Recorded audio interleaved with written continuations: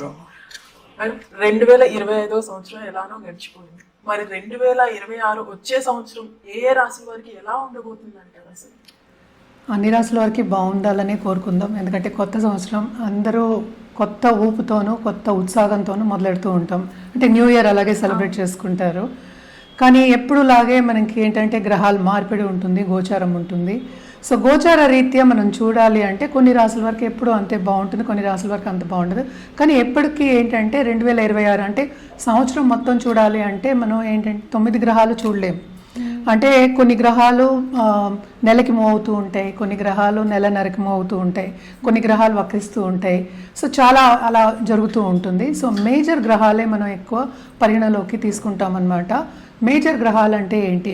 మనం గురువు, శని, రాహు, కేతువులు, ఇంకా సన్ కూడా తీసుకోవచ్చు. కానీ సన్ మనకి తెలుసు ఎవ్రీ మంత్ మారుతూ ఉంటుంది. 30 రోజులకి, 35 రోజులకి, లేకపోతే 31 రోజు ఇలాగా మారుతూ ఉంటుంది అన్నమాట.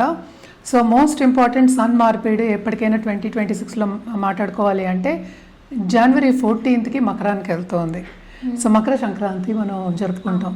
సో ఏంటంటే మనకి ఎప్పటికైనా సరే కొంతమంది మనకి చూసామంటే ఇండియాలో కూడాను సన్ మూవ్ అయినప్పుడు, సంక్రమణం అయినప్పుడు ఎప్పటికైనా సరే వాళ్ళకి నెల మొదలవుతుంది.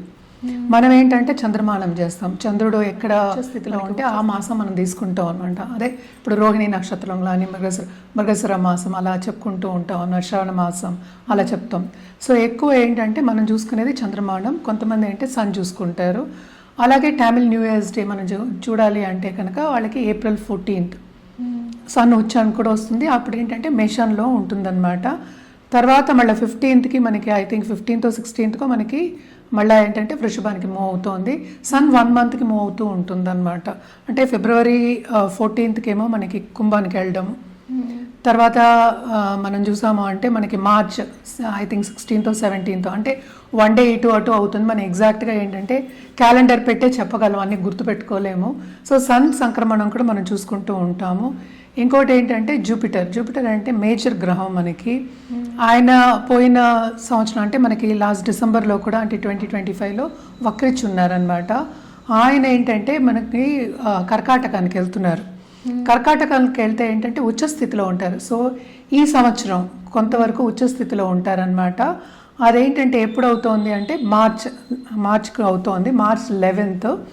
దాని తర్వాత ఏంటంటే ఆయన 31st అక్టోబర్కి ఏమో సింహానికి వెళ్తున్నారు. అంటే ఏంటి ఉచ్చస్థితిలో మనకి మార్చ్ నుంచి అక్టోబర్ వరకు ఉంటున్నారు. అంటే ఆల్మోస్ట్ November 1st అనుకుందాము. తర్వాత శని వక్రించడం ఏంటంటే 27th జూలై ఆయన మీనంలో ఉన్నారు. తర్వాత ఏంటంటే 11th డిసెంబర్కి ఆయనేమో డైరెక్ట్ అవుతున్నారు. సో మేజర్ మూమెంట్ అనేది ఏంటంటే ఇప్పుడు రాహు కేతువులకు ఉంది. December 5th రాహు ఏమో మకరానికి వెళ్తున్నారు, కేతు ఏమో మనకేమో కర్కాటకానికి వెళ్తున్నారు. సో ఇవి చిన్న గ్రహస్థితులు అంతే, మొత్తం మాట్లాడుకోలేదు. ఇంకా గ్రహాలు ఉన్నాయి అంటే ఏంటంటే మనకి శుక్రుడు ఉన్నారు, బుధుడు ఉన్నారు, తర్వాత ఏమో కుజుడు ఉన్నారు. ఇవన్నీ కలిపే మనం ఒక రాశికి రాశి ఫలితాలు అనేది చెప్పడం జరుగుతుంది. సో ఆ మూమెంట్లేమో చాలా ఉన్నాయన్నమాట.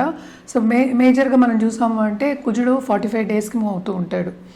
సో ఆయన వక్రించడం కూడా జరుగుతూ ఉంటుంది. అంటే towards end of this year అంటే December 2025లో గ్రహ కూటమి అనేది మనకి ధనుసులో జరిగిందనమాట, జరుగుతోంది.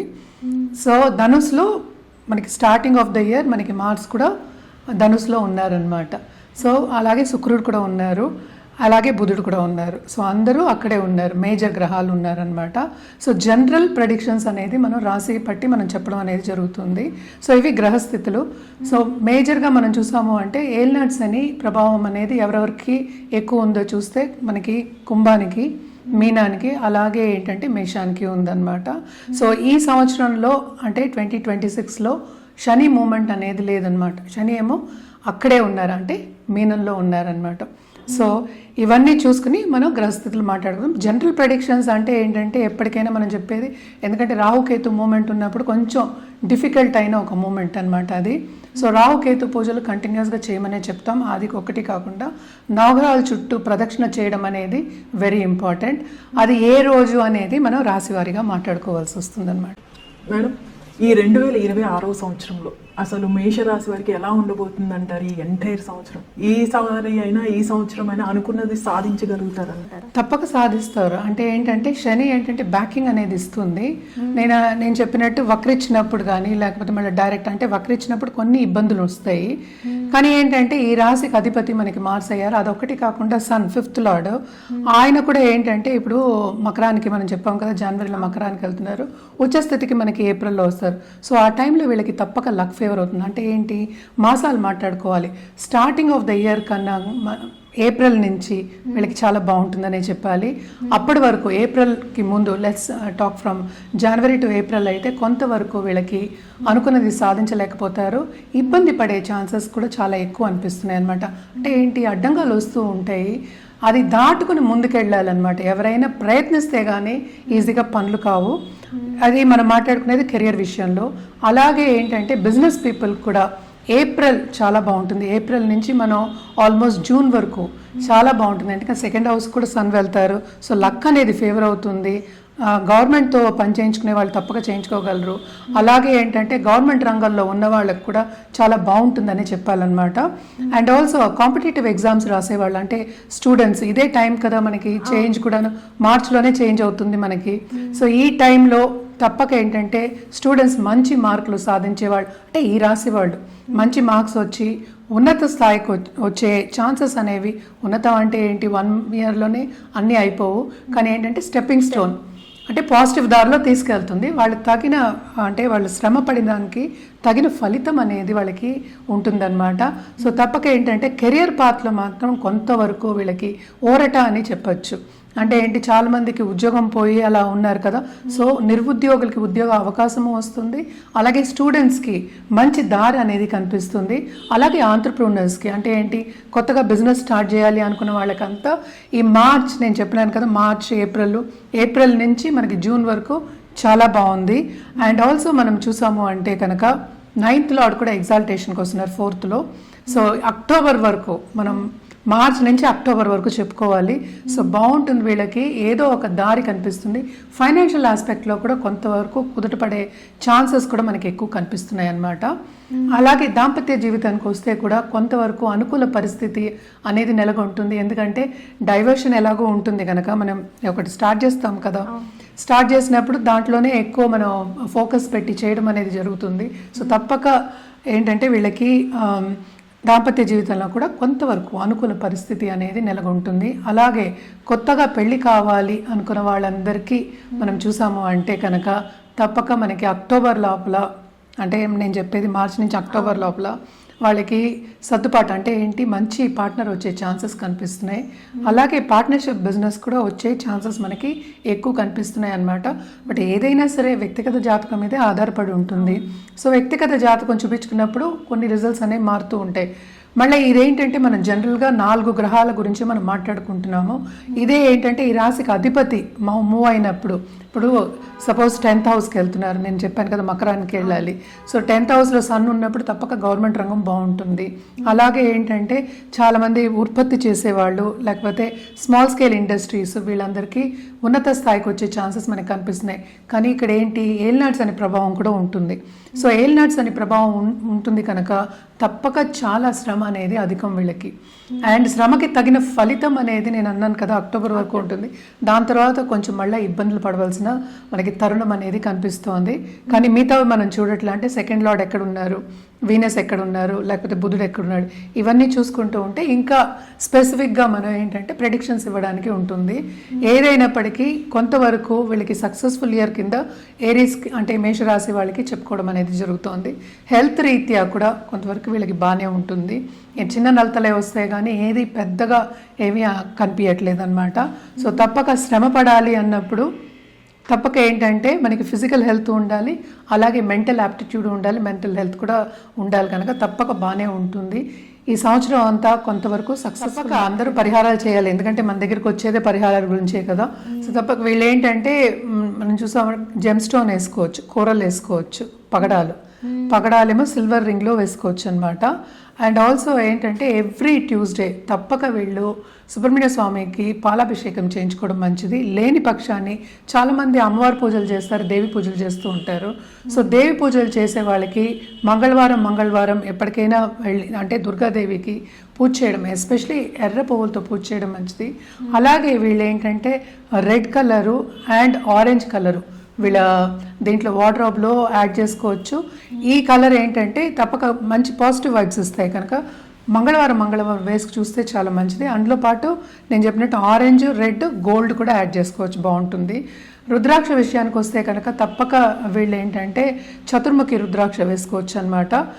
అదొకటి కాకుండా వీళ్ళకి బిజినెస్ కావాలంటే డిఫరెంట్గా ఉంటుంది, అలాగే ఫ్యామిలీకి కావాలంటే డిఫరెంట్గా ఉంటుంది. అంటే 3 రుద్రాక్షలు ఇవ్వడం అనేది జరుగుతుంది, కాంబినేషన్ ఇవ్వడం అనేది జరుగుతుంది అనమాట. అంటే డబ్బు అందరికీ కావాలి, డబ్బు అంటే ఎవరికి చేయదు, అంటే సంపద అంటే ఎవరికి చేయదు. సో దానికి గుంజన్ మాల వేసుకోవచ్చు. అలాగే ఏంటంటే క్రిస్టల్స్ పెట్టుకోవచ్చు. అంటే ఏంటి, మనకి ఆల్రెడీ దాంట్లో మనం బ్లెస్ చేసి ఇచ్చిన క్రిస్టల్స్ ఉంటాయన్నమాట, ఎనర్జైజ్డ్ అంటాము. ఎనర్జైజ్డ్ క్రిస్టల్స్, అలాగే వాస్తు క్రిస్టల్స్, ఇవన్నీ కూడా పెట్టుకోవచ్చు. ఏదైనప్పటికీ జాతక రీత్యా మనం చెప్పడం జరుగుతుందన్నమాట. మనం పరిహారాల కింద నేను చెప్పాను కదా ఇందాక, క్రిస్టల్స్ అవి వేసుకోవచ్చు. ఇది గుంజన్ మాల అంటారు. గుంజన్ మాల ఏంటంటే కంప్లీట్గా లక్ష్మి అట్రాక్ట్ చేయడానికి అనమాట. మనం ఎప్పుడు అనుకుంటూ ఉంటాం కదా, చంచల లక్ష్మి మన దగ్గర ఉండదు, ఇస్తూ ఉండాలి, అంటే రొటేషన్లో ఉండాలి అనుకుంటూ ఉంటాం. కానీ గుంజన్ మాల యాక్చువల్గా మనం దేవుడి గదిలో పెట్టుకోవడమో లేకపోతే మందిరంలో పెట్టుకుని పూజ చేయడమో అయితే తప్పక లక్ష్మి అనేది నిలబడుతుంది అనేది మనకి ఏంటంటే నమ్మకం అనమాట. అదొకటి కాకుండా ఇది ఎనర్జైజ్డ్ పిరమిడ్ అనమాట, మనీ గురించే, అబండెన్స్ గురించే. పైరైట్, మళ్ళీ ఏంటంటే ఇక్కడ మనకి టైగర్ స్టోన్స్ ఇవన్నీ ఉన్నాయి. పైన చూసావా క్రిస్టల్ ఉంది, అదేమో కాపర్ తోటి వైర్ పెట్టి మనం ఏంటి దానికి బ్లెస్సింగ్ ఇచ్చి ఆల్రెడీ ఎనర్జైజ్ చేసి ఇస్తాం. ఇక్కడ కూడా మనకి కాపర్ వైర్ ఉంటుంది. సో ఇది కూడా ఏంటంటే ఇంటికి గుమ్మానికి ఎదురుకుండా పెట్టుకుంటే చాలా మంచిది, డబ్బుని అట్రాక్ట్ చేయొచ్చు. అదొకటి కాకుండా చాలా మటుకు ఏంటంటే నెగిటివ్, అంటే చాలా మంది ఏంటంటే దృష్టి దోషం అనేది ఉంటుంది, నరదృష్టి అనేది కూడా ఉంటుంది. వాటన్నిటికి కూడా ఈ క్రిస్టల్ అనేది పనికొస్తుంది. ఓన్లీ ఇంట్లో నేను మేము షాప్ వాళ్ళు, బిజినెస్ చేసే వాళ్ళు ఉంటారు కదా, వాళ్ళు తప్పక షాప్ వాళ్ళు పెట్టుకొని ఏదైనా సరే ద్వారానికి ముందు పెట్టుకుంటే షాప్ వాళ్ళకి ఇంకా ఎక్కువ కావాలి కదా. సో ఇదొకటి కాకుండా మనకి ఏంటంటే ఇంకా ఉన్నాయి మన దగ్గర, వాస్తు క్రిస్టల్స్ అనేవి ఉంటాయి.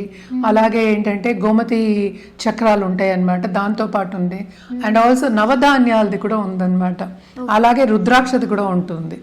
సో రుద్రాక్ష పెట్టి నేను మనం ఇది పిరమిడ్ ఇస్తాం.